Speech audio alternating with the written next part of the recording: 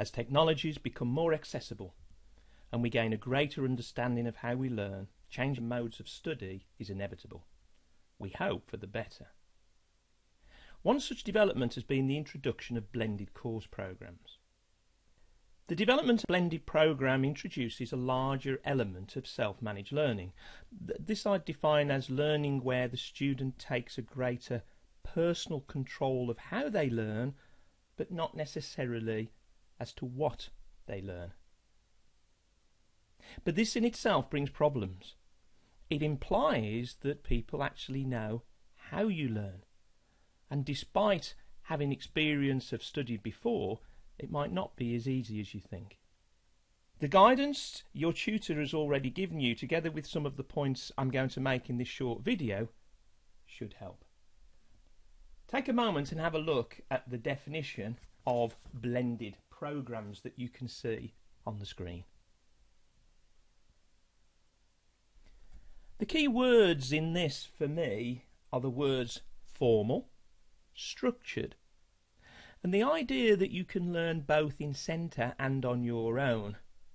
There is a view that all learning, in fact, is done on your own.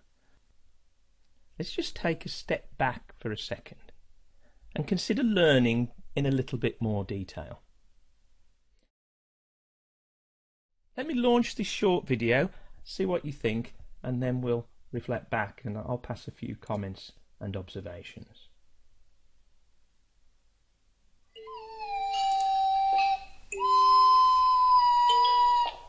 Nobody's born smart. We all start at zero. Can't talk, can't walk, certainly can't do algebra. Adding, reading, riding a bike. Nobody's good at anything at first. There was a time when Einstein couldn't count to 10. And Shakespeare had to learn his ABCs just like the rest of us. Thankfully, we're born to learn. Slowly, surely, you stumble, slip, crawl, fall, and fail, and fall. Frustrating, confusing, trying, struggling, until one day, you walk. One foot in front of the other, one idea on top of the next, each wrong answer making your brain a little bit stronger. Failing is just another word for growing, and you keep going. This is learning. Knowing that you'll get it, even if you haven't gotten it yet. Because the most beautiful, complex concepts in the whole universe are built on basic ideas that anyone, anywhere can understand. Whoever you are, wherever you are, you only have to know one thing. You can learn anything.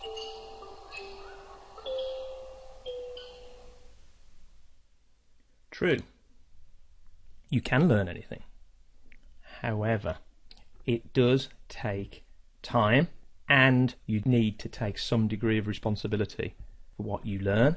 The video itself is from Khan Academy. If you've not heard of Khan Academy, it's a fabulous resource. There are thousands and thousands of online videos to help with absolutely any subject. It's another example of one of the points that I was making before as to what's changing. By following some of the guidance in the presentation and some of the things that your tutor will do with you after this short presentation, we hope to leave you with some very useful tools that are going to help this process work a lot more efficiently. Take a look at this slide. Please bear with me. I know it's a little bit complicated. At the one end of the spectrum we have directive learning. This is effectively instructor-led. This is where you are told what to do, when to do it. It's a very efficient method of passing on knowledge. At the other end of the spectrum is where you find things out for yourself. It's a very inefficient way of passing on knowledge. There is a massive benefit to this type of self-discovered learning, and that is that the deep understanding that you gain from learning something for yourself is actually far better than the type of learning that you get when somebody tells you what to do.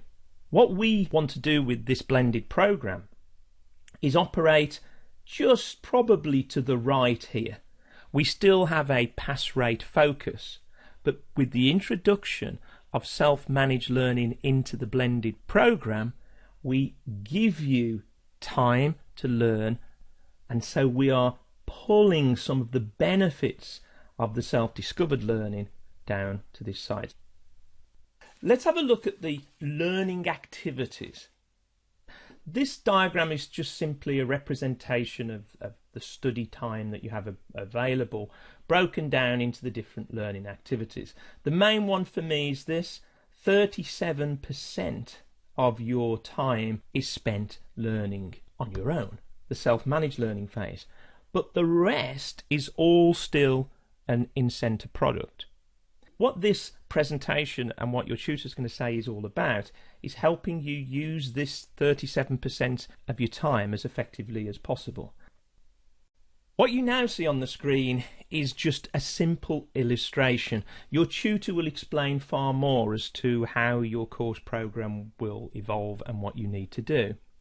The main observation I would like just to make from this is how the self-managed learning, if the structured self-managed learning, is sandwiched in the middle, and equally how it's represented. Days 1 and 2 are just as important as days 3 and 4 are just as important as day 5.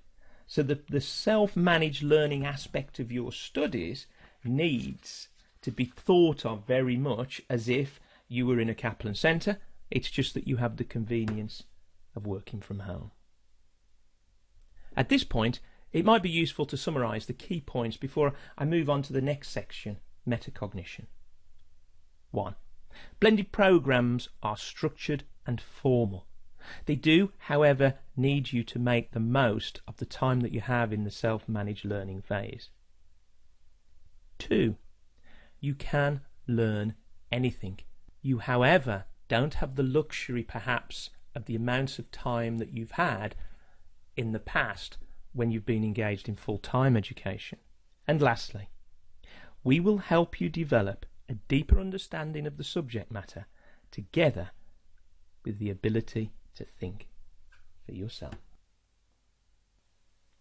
On the face of it, perhaps learning about learning might seem a little odd. Isn't learning just a natural process and something that we're born with? Well, yes and no. As you saw from the video that we watched earlier, we do have the ability to learn anything.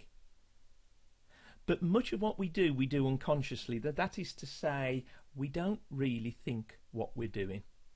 And as you can see from the next slide, by understanding more about the process of learning and about ourselves as learners, we can begin to learn more effectively. Let me give you a second to read the slide.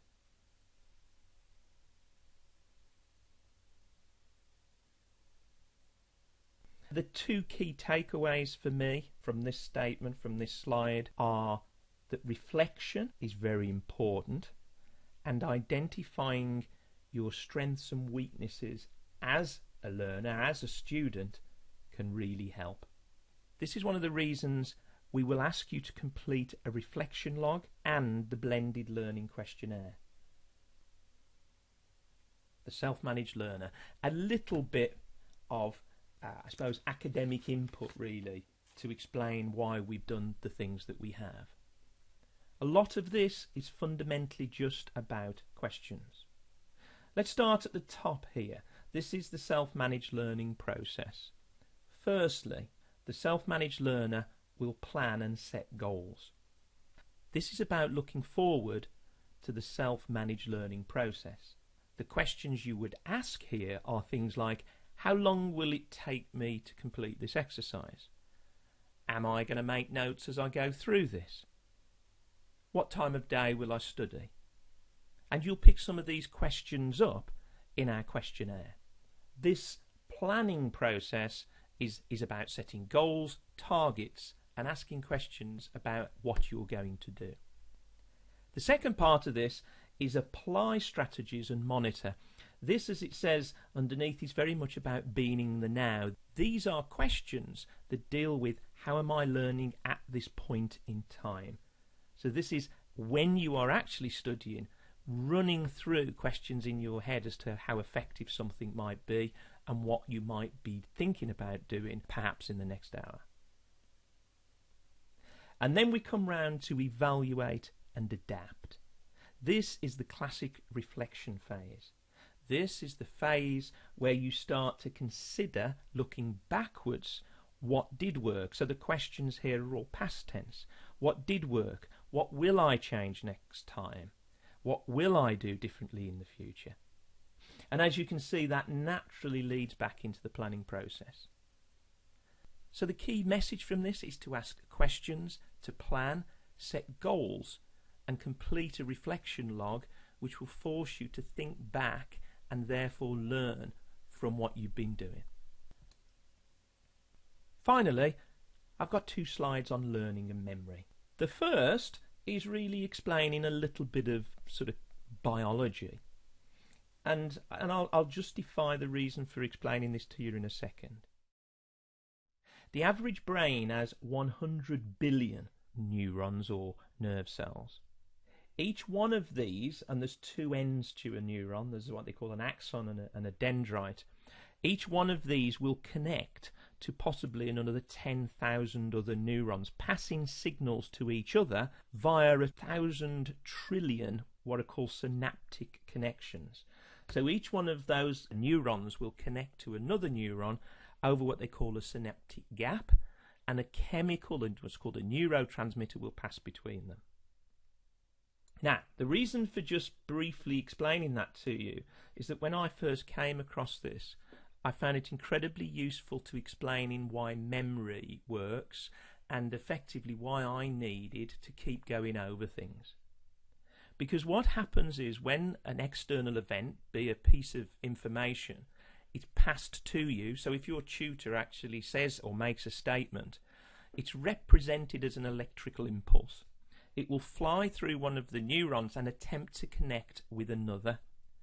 That process of connection creates a thought, a memory, and ultimately a piece of knowledge that you'll be able to access at some point in the future. However, sometimes simply by hearing it once and not writing something down whilst you hear it, the electrical impulse will disappear and so will the knowledge. But if you hear something and you write it down and you repeat it back to someone else, that connection gets stronger and your understanding gets deeper. So I hope you can see the reason for that, and you've not sort of thought of it as just a sideshow. Understanding the engine house, so to speak, the way that you learn, can really help you feel that you're not necessarily wasting your time if you're writing something out that's in a textbook, for example. Finally, in this section, I just want to talk about a little bit about what I call the principles of memory. Firstly, all information needs to be associated. That means the brain will struggle to take in information that has no connection. Now, this is one of the reasons, as you'll see in the next section that your tutor will take you through, that mind maps can be incredibly effective. But if you don't like the mind mapping scenario, just make sure that your notes are referenced and linked. Visualize. Images are incredibly powerful. If, for example, I asked you to think about the colour of your front door, it's not because you've remembered the narrative, it's because you can see the colour of it. Another question is to ask, which way does your front door open? Does it open inwards or does it open outwards? So visualising information is important. Pictures, images and colours are far more powerful than simple black and white narrative. Spaced repetition or review, I think, is perhaps clear from the previous illustration. The process of going back over information, as painful as it might be, that revision exercise, the process of digging out your notes and rewriting them, underlining them, reworking questions that perhaps you've done before may seem futile, but every time you do that, you are strengthening your ability to retain that information and recall it at will. And lastly, and arguably the oddest of the four, rhythm and rhyme. Rhythm and rhyme is a really interesting memory. If I were to ask you to think of a tune, how do you remember that? What can we do with that? Well, playing music in the background, as long as it's not got words attached to it while you're studying, can help. And now just some interesting facts. Information is better if it's stored when it's committed and if you're enthusiastic. You're more likely to remember something when you're in the right mood than when you're not. I've mentioned the association. Association is kind of linked to organised. That means put your notes in order, reference them correctly. Desirable difficulty is another interesting concept. It effectively says that the brain doesn't like things that are too easy, and some degree of difficulty is necessary for you to absorb the information. That's not to say make things deliberately hard, but if you are finding something difficult, that is not necessarily a bad thing, and because of the effort that you put in, you are more likely to recall it later. And one just for fun to a certain extent, but another interesting observation about us as learners. It's called synesthesia. A synesthetic is somebody who has a cross-pollination of senses. And what that means is, unlike everybody else, certain people don't hear sounds. They hear sounds and colours. They see, not shapes, but they see sounds. So this sort of cross-pollination of the senses enhances the ability to memorise. So if you can see something, if you can record something or listen to something, the more you use your senses, the more effective the learning process will be. Your tutor will now take you through the efficient study techniques. These are the things that will tie into some of the principles I've just been through. However, just in summary, planning, monitoring how you're learning at the time, and then ultimately reflecting back is key. And having an understanding about memory and the principles of memory can really help you in those revision phases and throughout the learning process. I hope you've enjoyed this short video. I'll now pass you back to the tutor. Thank you very much.